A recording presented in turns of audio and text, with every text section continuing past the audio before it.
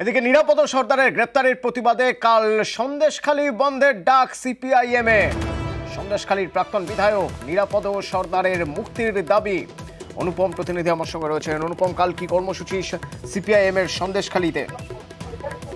দেখো অতনুদা, এই যে সন্দেশখালীর প্রাক্তন সিপিআইএম এর বিধায়ক নিরাপদ সর্দার, তাকে আজকে পুলিশ গ্রেপ্তার করেছে এবং তাকে গ্রেপ্তার করা হয়েছে কিন্তু সন্দেশখালীর যে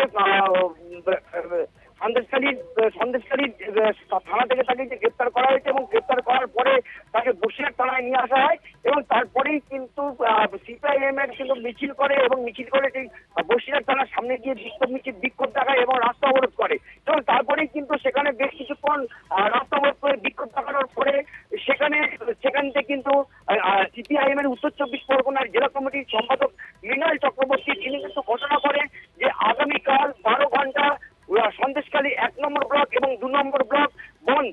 এই বন্ধের ঘোষণা কিন্তু তিনি করেছেন এবং এখন দেখার যেহেতু সন্দেশখালী 1-তে 140 জারি করা হয়েছে পুলিশের পক্ষ থেকে, তারপরে আবার এই বন্ধের ডাক দিল সিপিআইএম এর পক্ষ থেকে। এরপরে গতকাল কি পরিস্থিতি থাকে সন্দেশখালী সেটাই কিন্তু এখন দেখার।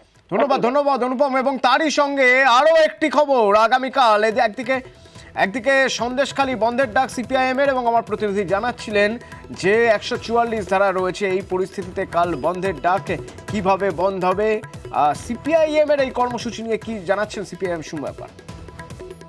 নিরপরাধ মানুষকে গ্রেপ্তার করেছে, আন্দোলনকারীকে গ্রেপ্তার করেছে, তাদেরকে নিঃশর্ত মুক্তি চাই। আমরা সন্দেশখালী 1 এবং 2 ব্লকে আমরা 12 ঘন্টার ধর্মঘট ডেকেছি।